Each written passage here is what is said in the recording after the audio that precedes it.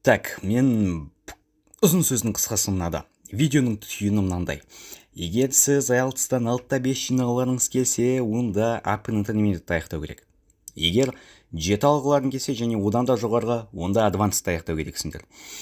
IELTS тапсыру кезінде ең үлкен қиындықтар speaking пен writing секцияларында болады. Сондықтан үлкен көңілді жазуға және сөйлеуге бөліңдер. Тыңдау мен оқуға қарағанда. Және тағы да айта кететінім, бұл видеоның басы не үшін курстар бұл екенін түсіндіреді. Қазақстандағы IELTS-қа дайындайтын 95% курс, 5% білмеймін қандай курс екен аттарын. Бірақ мен білетін курстардың барлығы, мен ойымша ол 95% боқ. Мен түсіндірем не үшін олар боқ екен. Және одан кейін айтам қалай өзім курссыз дайындалғанымды, және сіздерге кеңес берем. Және не қолдандым, соның бәрін айтам. Болды. Видео өте ұзақ, мен ойымша бір 50% су шығар, өтірік бір әңгімелер шығар. Дегенмен мен бірінші рет бұндай форматта видео түсіріп жатырмын, және менің ойымша сендер бір пайдалы зат ала аласыңдар бұл видеодан. Сондықтан асқа бот әдеттегідей ал видеоны соңына дейін көрсеңдер. Мен өте қуанышты болатын едім, және лайк басып кетіңдер. Так, жұмыртқа дайын.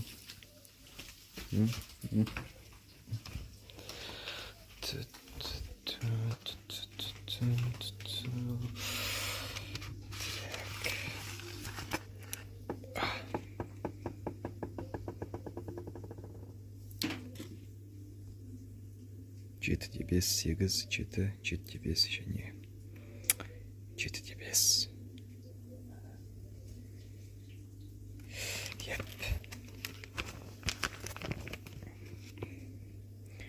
Годы юзер.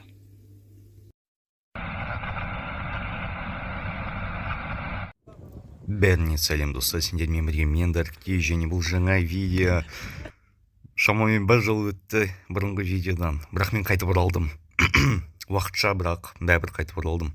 Бүгінгі видеодан Brawl Stars және IELTS туралы айтатын боламын. Әдеттегідей, кім дизлайк басады, сол шошқа. Кім дизлайк баспайды, лайк басады, солар красавчик. Мүмкін, но не факт. Ал біз бастаймыз.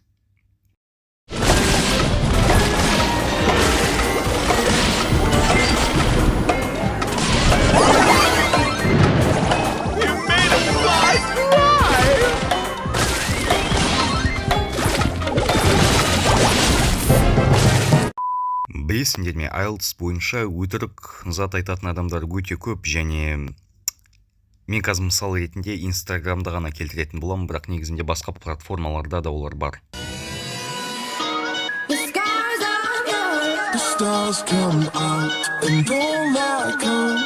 Так, статистика хуйня, себебі ол ойдан алынған. Демек курс бізді алдамақшы, бірақ біз алданбаймыз. 98% 7де 5 жинаған адамдарды көтіне тықсын. Готовый список топиков по speaking для тех, кто сдает IELTS с января по апрель 2025 года. Если вы хотите его получить, подпишитесь. Жалпы спикинг негізінде 3 бөлікке бөлінеді, және бірінші бөліктің топиктарына негізінде дайындалуға болады, бірақ бірінші бөлікте олар сенен сұрайды өзің туралы заттарды, мысалға сен ең жақсы көресің, сен сүйікті түсің қандай, сондай топиктерге оларға дайындалуға болады. Бірақ қалай сен 3-ші бөлімге немесе 2-ші бөлімге дайындала аласың? Білесіңдер ме менен 3-ші бөлімде не сұрағаным?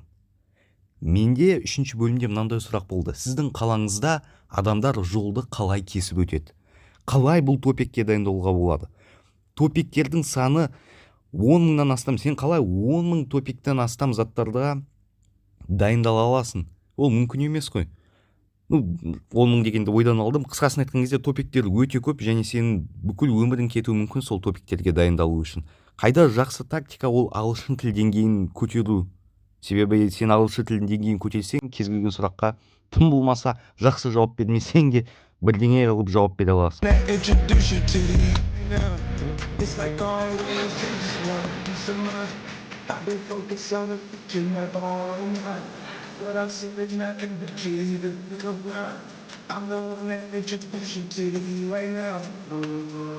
Мен Engravate сайтынан пробнылардан орташа дегенде әдетте 8-5 жинайтынмын readingтан. Кейде әрине 9 болатын, кейде 8 болатын. Бірақ мен ешқашан бұл журналдарды қолданбадым, сондықтан білмеймін тіпті бұларды оқу керек пе, оқу керек емес пе. Мүмкін пайдасы болады, бірақ нақты ештеңе айта алмаймын. Кейін айтарым, университеттер әдетте IELTS жалпы балл 6-5, 7-ні қабылдайды. Кейбір университетте 7-5, кейбір мықты университетте 8, ол мамандыққа да байланысты. Дегенмен, менің ойымша, егер сіздің мақсатыңыз readingтан 9 баллын алу болмаса, онда бұлай қатты қиналудың керегі жоқ. Егер readingтан 8 жинап жатсаңдар, бұның өзі жеткілікті, демексіңдерде readingпен ешқандай үлкен мәселе жоқ. Фокусты writing және speakingке қою керек. Себебі дәл осы екі бөлімде көп адам қиналады. Әсіресе writingте.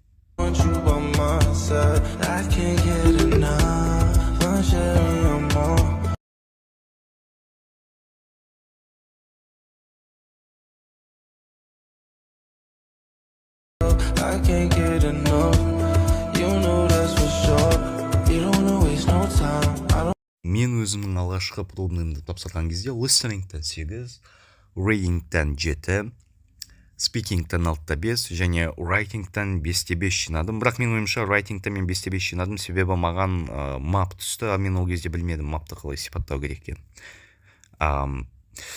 Және жалпы негізінде бұл видеода дұрыс заттар айтылынып жатыр, және расымен де балды осылай көтеруге болады 2 немесе 1 айдың арасында. Бірақ сіз оны курссыз да жасай аласыз, сондықтан курсқа барудың үлкен мағынасын көріп тұрған жоқпын. Ты до сих пор не сдал IELTS? Серьезно? Жоқ, қарындасым, мен IELTS-ты тапсырып қойдым, сенің көмегің маған керек емес. Бұл курс туралы ештеңе айтқым келмейді, себебі мен білмеймін. Мен көрмедім бұл рекламаның соңына дейін. Жалпы айтқым келетіні, Инстаграмда көп курстар сіздерді алдағысы келеді, көп адамдар сіздерді алдағысы келеді. Менің кеңесім, егер адамның өзі IELTS-тан жалпы балы 8-ден жоғары болса, және writingке үлкен назар беру керек. Writing 7-5-тен кем болмаса, онда ол адам сізге бірдеңе үйрете алады. Бірақ дегенмен, менің ойымша, курсқа бару онша керек те емес. Бірақ бұл тек қана менің жеке ойым. Одан бөлек курсты сәл ойланып таңдаңдар. Себебі өздеріңіз ойлаңыздаршы, жаңағы бір курстың 98% оқушылары 7-5 алған. Бұл мүмкін емес. Сондықтан басынан жақсы ойланыңыздар. Так, енді мен айтқым келеді, мен қандай жерден ақпарат алдым. Бірақ мен бірдестен ескертемін, басқа каналдар, сайттар да болуы мүмкін, жақсы ақпарат бере алатын. Бірақ мен тек осы сайттарды ғана қолдандым, басқа сайттарды қолданған жоқпын. Бірақ басқа сайттар болуы мүмкін.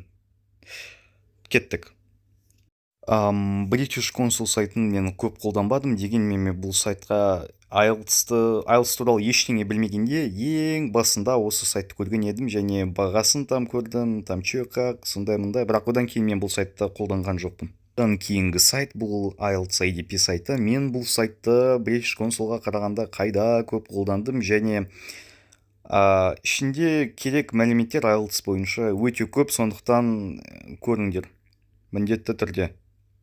Келесі сайт бұл IELTS-ның өзінің сайты, IELTS Assessment Criteria деп жазасыңдар. Одан кейін IELTS.org сайтына кіресіңдер, және бұл жерде IELTS-ты қалай бағалайтынын жүктеп алу керексіңдер. Бұл міндетті түрде керек болады. Келесі сайт бұл IELTS Advantage сайты. Осы сайтқа міндетті түрде кіріп, ішін көру керексің, ішінде қызықты және керекті материал өте көп. Және міндетті түрде регистрация жасаңдар бұл сайтқа. Себебі бұл сайтқа сендер регистрация жасаған соң емейлдарыңа сообщение келетін болады. Егер оларда акция болса, андай бір кішігірім тегін курстар жүргізілсе, ол курстардың пайдасы бар. Одан бөлек IELTS Advantage деген канал бар, және бұл каналдың иесі жаңағы сайттың да иесі. Сондықтан осы каналдағы видеоларды көрсеңдер болады. Басқа ютуберлер де бар шығар, жақсы видео түсіретін, пайдалы видео түсіретін, бірақ маған сеніңдер, мына кісінің видеолары шындық және IELTS-ты егер ютубта көріп дайындалған дейсіңдер, осы кісінің ғана видеоларын көріңдер. Себебі білмеймін, мүмкін басқа да ютуберлер бар, бірақ мен өзім жеке тек осы кісінің видеоларын ғана көрдім. Егер сендер тегін пробный listening және рейтингті өткілерін келсе, онда Engravate сайтына кіріңдер, және бұл жерде тегін пробниктер бар, және бұларды қолданыңдар.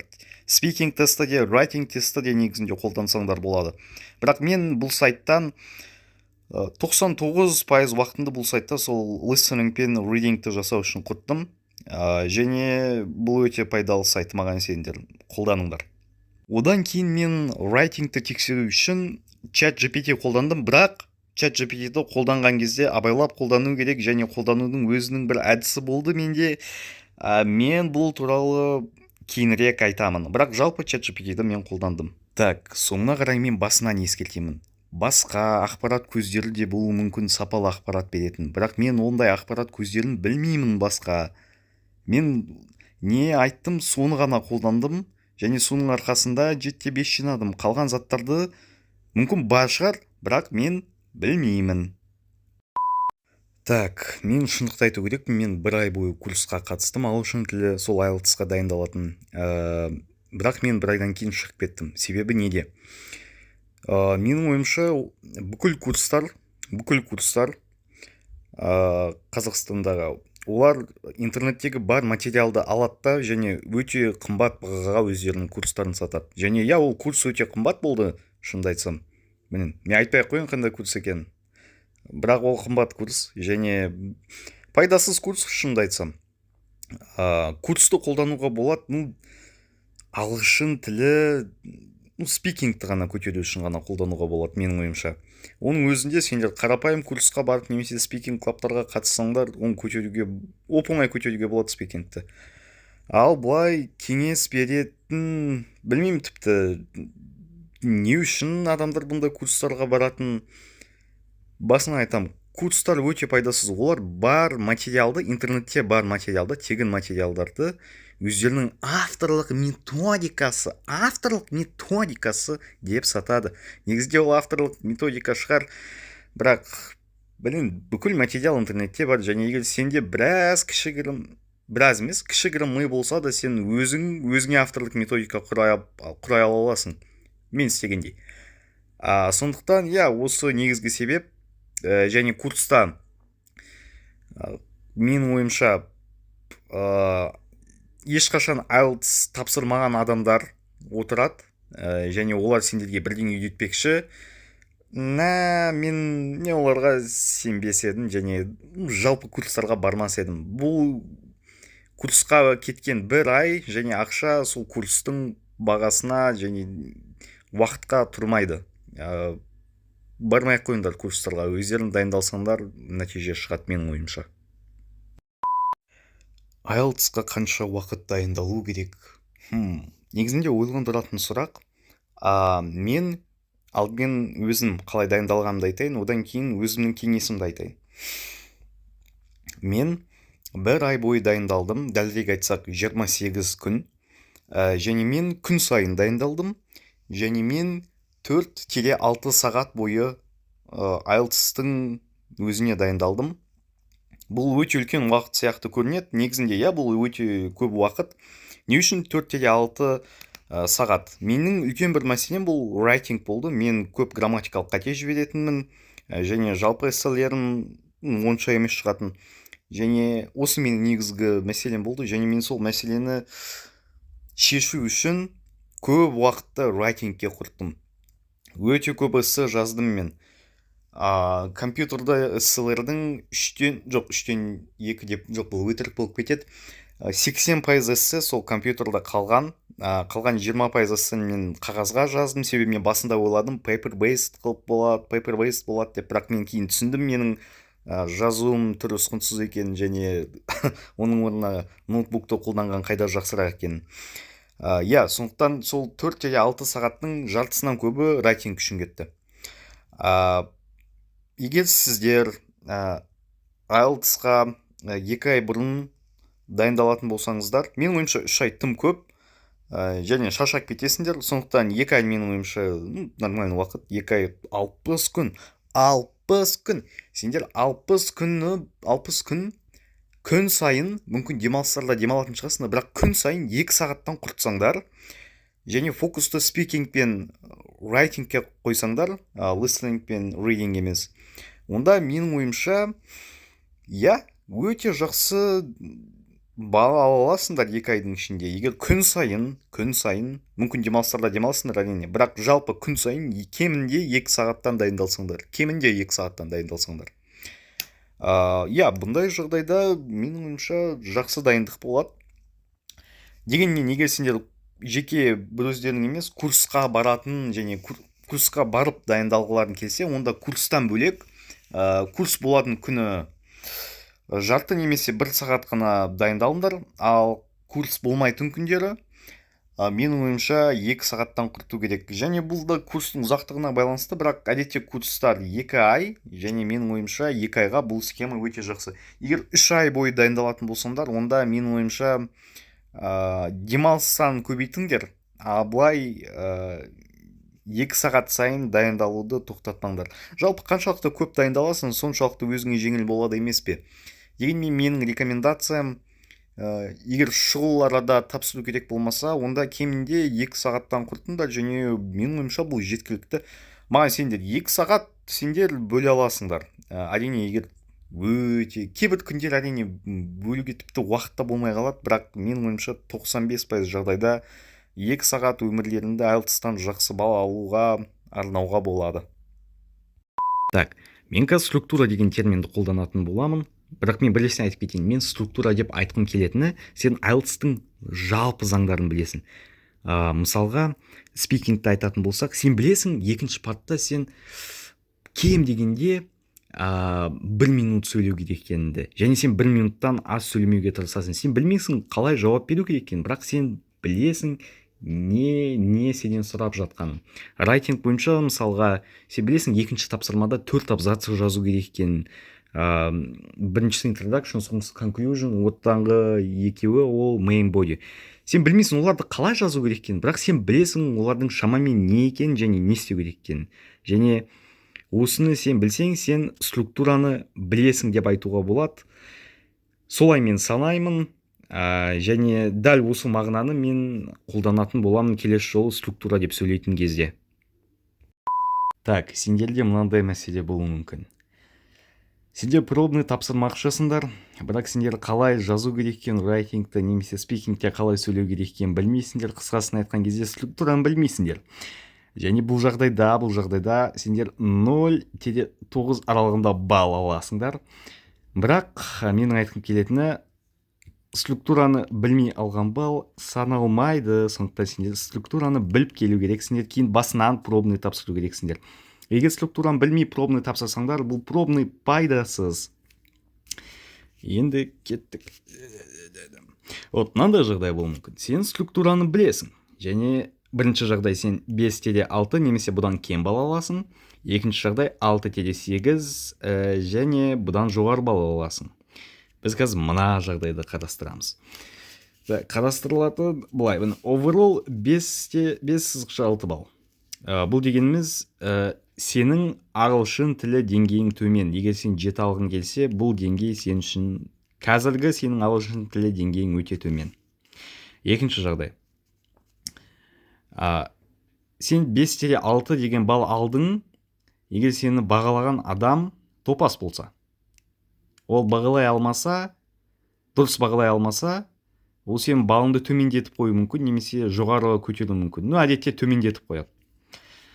Үшінші, бұл өте маңызды, себебі сенде егер сен 5-6 алсаң, және сенде мотивация болмаса, саған бұндай балдар қойып жатыр ғой. Ал сенде мотивация төмендейді, және сен ойлайсың, мен IELTS-қа әлі дайын емеспін деп, 7 алу үшін. Бірді сен алып тастаймыз, сәтсіз күн дегенді. Сен тіпті ең сәтсіз күннің өзінде 6-дан жоғары балл алу керексің. Екіншісі, райтингтан карта түсті, ал мен картаны жақсы жаза алмаймын. Структураны біл, суслик. Қандай тапсырма келсе де сен бірдеңе емес, сен жауап беру керексің. Бұл дегеніміз, сен структураны білмейсің. Сондықтан мынау мүмкін емес. Демек сен структураны жақсы білмейсің. дұрыс емес бұл. Немесе картаға фокус қой. Райтингтан қанша балл алдың? Егер райтингтан балың төмен болса, және сондықтан оверол төмен болса, демек райтингке фокус қой керек. Үшінші жағдай, тағы да бір жағдай, ол спикингтан қиын топик түсті. Структураны егер сен білсең, сен білу керексің. Спикингтан сен өтірік айтуыңа болғады. Сондықтан қандай топик келсе де сен жауап беру керексің. Және спикингтан төмен балл алсаң, бұл IELTS-тің кінәсі емес, бұл сенің кінәң. Не істеу керек мұндай жағдайларда?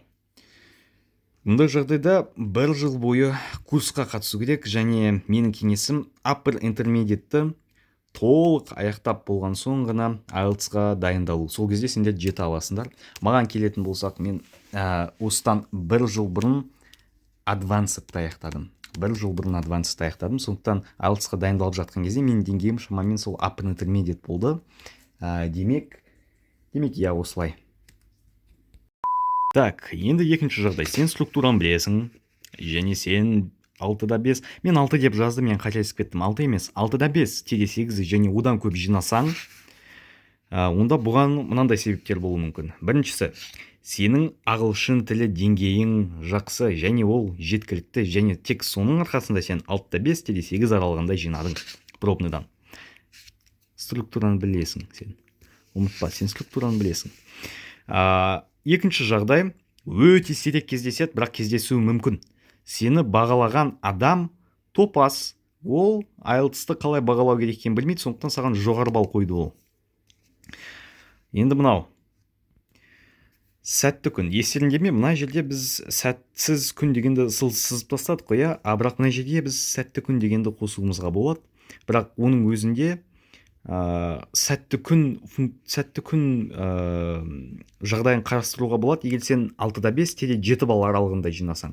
Егер сен 7-де 5 және одан көп жинасаң, онда сәтті күн дегенді сызып таста. Сәтті күн деген бұл не?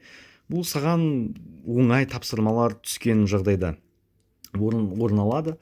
Бұл деген мысал ретінде сен райтингтан, сен жасыл энергия туралы жақсы білесің, және саған райтингтан екінші тапсырма сол жасыл энергия туралы болып келеді, және сен сол эссені жақсы жазасың, а басқа тақырыптарды сен бұлай жақсы жаза алмайтын едің эссені. Бірақ оның өзінде бұл жағдайды қарастырамыз, егер сен 6-да 5, 7 балл аралығында жинасаң. Бірақ бұл өте сирек жағдай, айта кетейін, өте сирек жағдай. Бұл нені білдіреді, егер сен 6-да 5, 8 жинасың? Сен IELTS-қа дайынсың. Мына 1% дегеніміз бұл 99% адам бұндай жағдайда IELTS-қа дайын. Бірақ 1% адам үшін бұл сәтті күн болуы мүмкін. Бірақ бұл өте сирек кездеседі. Шынымен өте сирек кездеседі. Ойлаңыздар, қаншама топиктің ішінен саған сен білетіні түсіп қалуы мүмкін. Мүмкіндік өте аз. Жалпы 99%-да бұл сен IELTS-қа дайынсың екеніңді білдіреді. Егер сен саған жалпы балл 7 жинау керек болса, сен дайынсың. Жалпы ағылшын тіл деңгейін көтеруге уақыт құртудың керек жоқ. IELTS-тың структурасы бойынша дайындал. Жалпы деңгейді көтеру, optional ғой, optional. Көтердің келсе көтер, көтердің келмесе көтермей ақ қой. Жалпы сен 7-де 5 немесе 7 жинай аласың бұндай жағдайда. Өздеріңнің ең алғашқы IELTS-тарын тапсыратын кезде сендер оған регистрация жасау керексіңдер ғой. Регистрация IELTS сайтында жүргізіледі. Сендер ол жерден таңдайсыңдар, қай елден екендеріңді, қай жерге тапсыру керек екендеріңді, кімге тапсырасыңдар, IELTS IDP ме, әлде British Council ма. Бірақ бұған дейін мен сендерге кеңесім, қай жерге барып тапсырғыларың келеді, сол жерге барыңдар да сұрақтарды жаудыртсаңдаршы. Қалай не істейміз, су бересіңдер ме, әлде қалам бересіңдер ме, қалай өтеді, ручка алу керек пе, әлде қалам қолдану керек пе, қағаз өзіммен бірге алу керек пе, телефонды қайда қоямын, қашан суретке түсем, биометриялық данныйлар керек пе, көрсетесіңдер ме маған қай жерде тапсыратындарымды, қандай компьютер болады, қандай құлаққаптар болады, қандай тышқан болады. Осындай сұрақтардың бәрін кем дегенде 2 апта бұрын сұрап білулерің керексіңдер сендер. Және одан кейін егер регистрация жасалмай жатсаңдар, онда сол тапсыратын жерге сол IELTS IDP немесе British Consulға барыңдар да, солардан көмек сұраңдар, маған регистрация жасап беріңдерші деп, өздерімен бірге удостакты аласыңдар және барасыңдар да барасыңдар да регистрация жасайсыңдар. Регистрация жасаған соң сендер ақша төлеу керексіңдер. Регистрация жасау барысында төлеудің керек жоқ, бірақ регистрация жасап болған соң сендер төлейсіңдер ақша. Одан кейін сендерге чек береді. Сондай қысқасын айтқан кезде.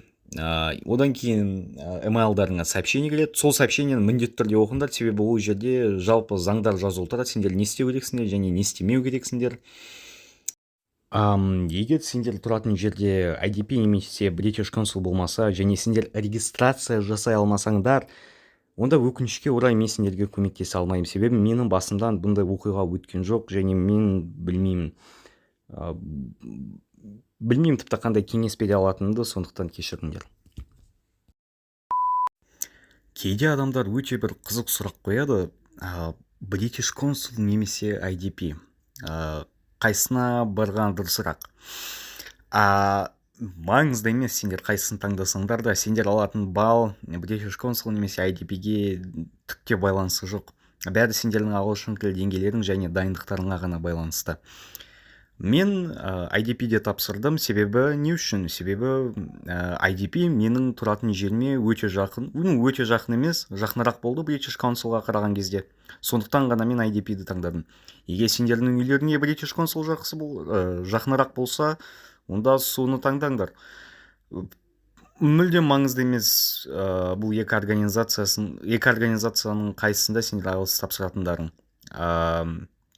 Кішігірім әрине айырмашылықтар болуы мүмкін, бірақ сендердің балдарың 100%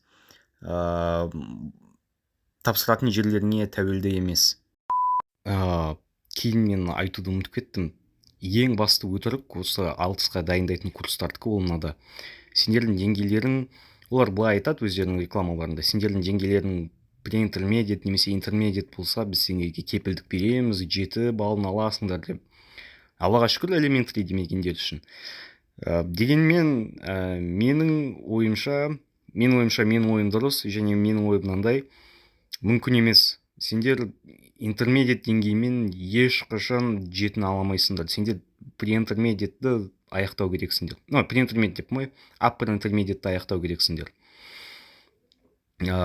Тек сол жағдайда, менің ойымша аласыңдар 7, бірақ intermediate деңгейінде 7-ні алу, менің ойымша бұл өтірік және ешқашан сенбеңдер бұндай курстарға.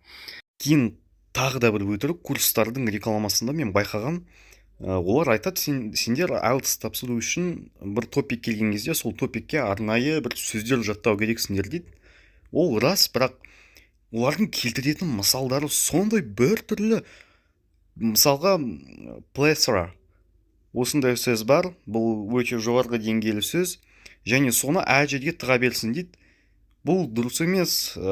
Оның орнына plenty деп қолданған, plenty сөзін қолданған қайда тиімдірек болатын еді. Себебі бұл сөз қарапайым және бұл сөзді дұрыс қолдануға болады.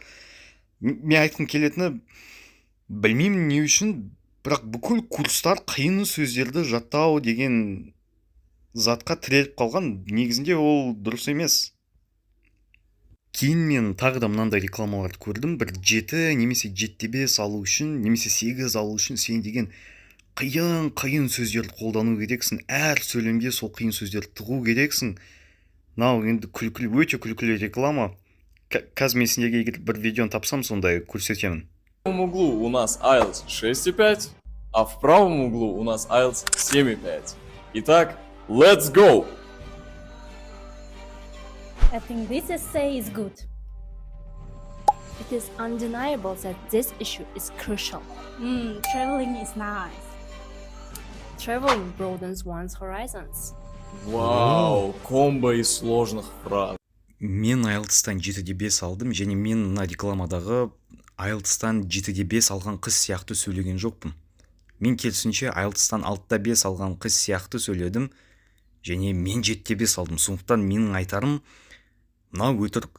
қиын мағыналы сөйлемдерді сендер бірлескен сендерге сұрақ қойған кезде тез арада құрастыра алмайсыңдар, өкінішке орай. Дегенмен сендер бір-екі қиын сөз қосуға тиістісіңдер. Так, мен ең алдымен listening және writingқа қалай өз бетінше дайындалу керек туралы айтпақшымын. Былай жазасыңдар браузерге Engnovate. Бұл сайт шамамен сендер IELTS IDP-де тапсыратын сайтқа, приложениеға ұқсас. Сондықтан бұл, және менің ойымша осы сайтта жұмыс істеу өте ыңғайлы. IELTS-қа кіресіңдер, IELTS тест дейсіңдер, және writing пен speaking-ті игнорировать етіңдерде listening және reading-ті басыңдар. Менің ойымша сендер general емес, академикті тапсырасыңдар. Мына жерде ең алдымен так ұзындығын емес, мына жерде таңдаймыз ең алдымен академик немесе general trainingті. Академикті бастым, енді full тест, фильтр, және міндетті түрде қараңдар, мына жерде 1-ден 19-ға дейін емес, 10-нан 19-ға дейін.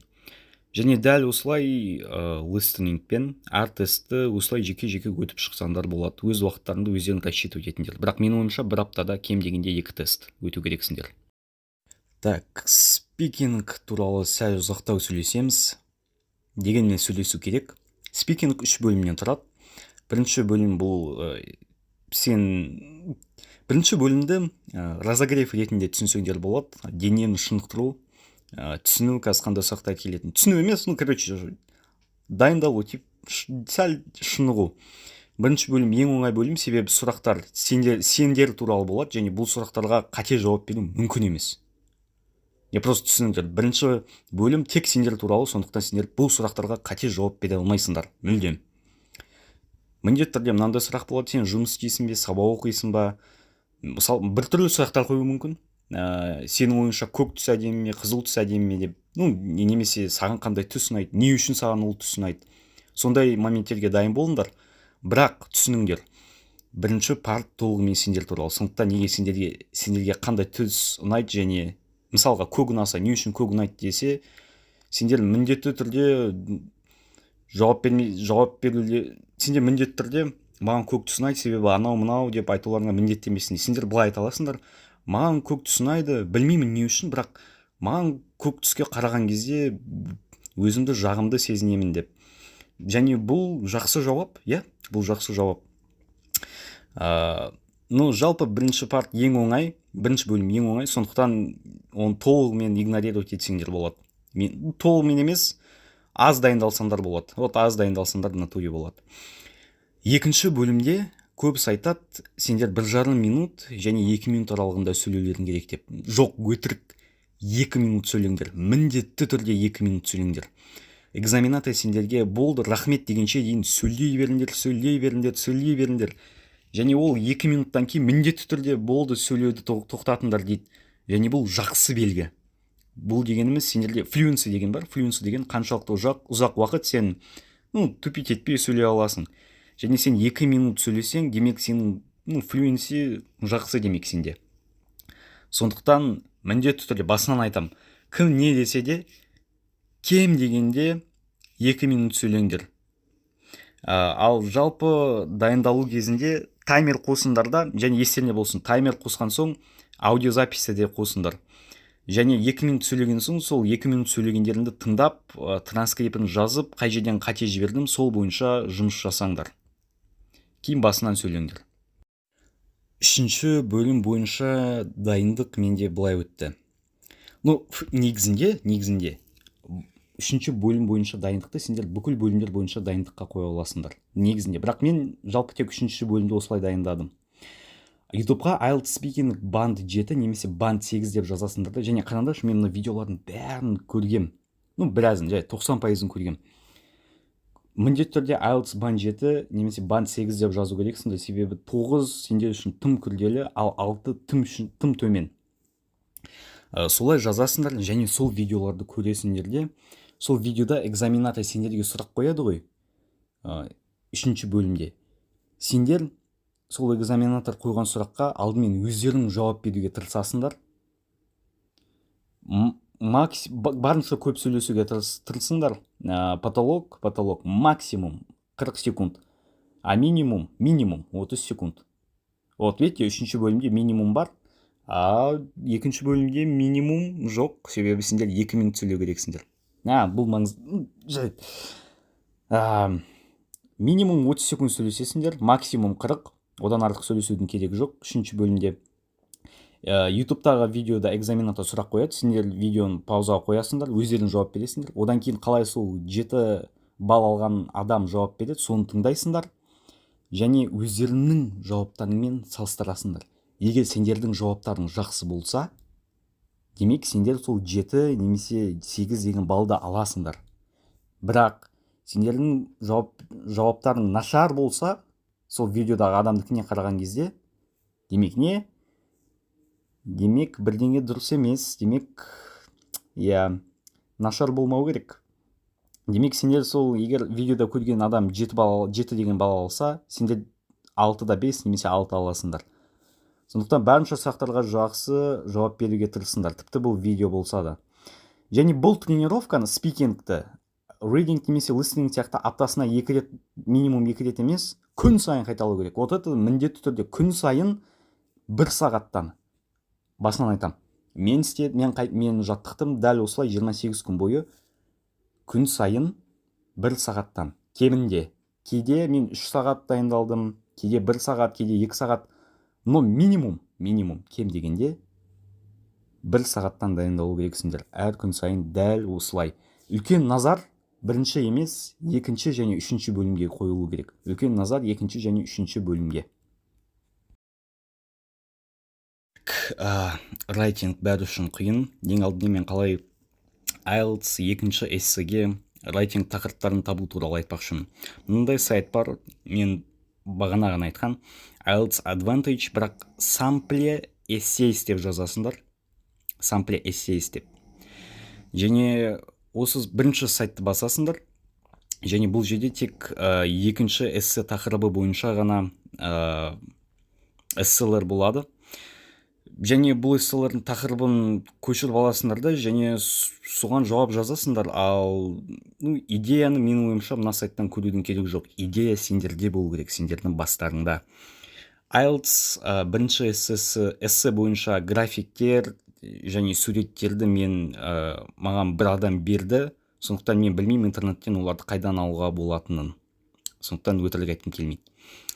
Дайындыққа келетін болсақ, менде мынандай папка бар, Writing Task 2 деген, бірақ бұның ішінде Writing Task 1 де бар. Ең алдымен былай, мына жерде мен ең алдымен айтып кету керекпін. 80% ғана эссем бар, себебі 20% эссем мен қолмен жазғам. Так, мына 1-ден 19-ға дейінгі бұл Writing Task 2 эсселер, бұлар жалпы структураны түсіну үшін мына жерде 250 сөзге жетпеген біраз эссе. Просто жалпы структураны түсіну үшін не қалай екен, қандай идеялар алу керек екен. Және сендерге назар аударуларың керек. Егер сендерде эссе тексеретін адам болмаса, сендер бұлай ChatGPT-ге жазасыңдар. Прошу дать как можно четкую оценку по IELTS, академик, анау, все грамматические ошибки указать, анау, деп. Және ChatGPT сендерге грамматикалық қателерді сол кезде түзетіп жібереді. Және сендер сол... Вообще, ChatGPT кейбір грамматикалық қателерді тіпті елемей қалуы да мүмкін, әсіресе пунктуацияны. Сондықтан ChatGPT-ден бөлек DeepSeek па, тағы да бір ИИ-ді қолданыңдар, және сол кезде нәтиже қайда жақсы болады. Мен айтып жатқандай, бүкіл эссеге мен осылай жазам, прошу дать как можно четкую оценку, оценка берген, және мен қатемен жұмыс жасағам солай.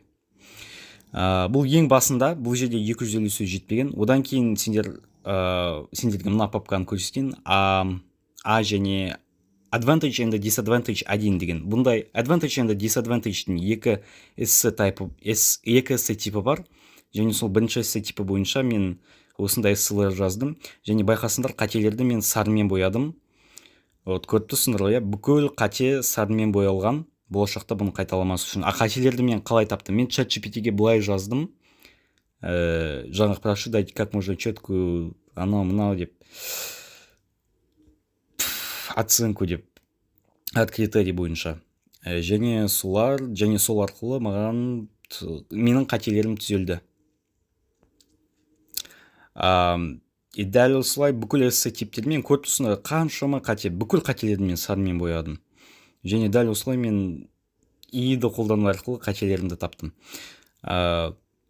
Так, бұл жерде мен жаңағыдай айтқандай тек қана вот opinion эсселерді көрсетейін. Ой, discussion или opinion ба. Так. Мына жерде сарынмен боялмапты, бірақ дегенмен мен мына жерде қателерді түзегем. Менің айтқым келгені былай, мына жерде тек қана екінші эссе типі ғана емес, бірінші эссе типтары да бар. Мысалға, вот бар чарт. Мен жаңағыдай айтқандай, менде бір адам берді графиктерді және суреттерді, және соларды мен қолдандым, және соларға жаздым. Қателерді басынан чат GPT-мен тексердім. Және, вот осылай, давайте процессті ашайық. Мынада, ештеңе жоқ, жабайық экранды. Так, өздерін көріп тұрғандай, бүкіл қате өте көп, және мен қателердің бәрін сарынмен боядым, және дұрыстау үшін мен чат GPT-ді қолдандым. Енді сендерге аймен қалай жұмыс істеу керек екенін айтайын. Мына 7 деген балды бізде алды мына эссе, және бұл эссені мен көшіріп алдым, білесіңдер ме қайдан? Жаңағы мен айтқан IELTS Advantage сайтынан. Бұл сайттағы эсселердің балы кем дегенде 7. Кем дегенде. Және білесіңдер ме тағы да не? Мен мына эссені де қателерді түзеген эссемді ChatGPT-ге тексеруге бердім. Және ол маған 6 деген бал берді. Бірақ негізінде менің жазған эссем 6 балдық емес. Ол кем дегенде 6-да 5. Кем дегенде 6-да 5. Бірақ менің ойымша 7 де беруге болады. Және мына жерде глубже развивать аргументы деп тұр. Бірақ 7 деген бал алу үшін глубже развивать аргументы керек емес. Сондықтан менің айтқым келетіні, ешқандай AI сендерге жақсы нақты баға бере алмайды. Нақты баға бере алмайды, және AI берген бағаға сенудің керегі жоқ. Мүлдем сенудің керегі жоқ. Дегенмен AI сендердің грамматикалық қателеріңді түзеуге үлкен көмегін тигізеді. Сендер былай жаза аласыңдар. Исправь грамматические ошибки деп. Блин. Мен ағылшынша жазып жатырмын ба не? Е-мая. Ладно. Қысқасын айтқан кезде сендер солай жазасыңдар. Покажи грамматические ошибки или исправь грамматические ошибки деп. Және AI ол грамматикалық қателерді түзет, бірақ міндетті түрде ол біраз грамматикалық қателерді қалдырып кетеді, және пунктуацияны, көп жағдайда пунктуацияны қалдырып кетеді ол. Сондықтан сендер бірнеше AI-ді қолданыңдар, және текстті түзеткеннен соң басынан AI-ға салыңдар да, басынан айтыңдар қателерді тап деп. Сол кезде AI басынан сендерге іздеп қателеріңді тауып көрсетеді. Және солай 2 рет жасаңдар, біреуінде DeepSeek, біреуінде ChatGPT қолданыңдар, жалпы сендер 4 рет қолданасыңдар. Болды, сонымен менің ойымша 95% қате сендердің эсселерінде дұрысталады. Және мен тағы да бір айтқым келетіні, эссені қалай жазу керек? Эссені былай, күн сайын жазасыңдар эссені. Не істеймін өтірік айтып. Күн сайын эссе жазасыңдар, күн сайын эссені тексересіңдер осылай. Дипфикпен қатемен жұмыс жасайсыңдар ұзақ.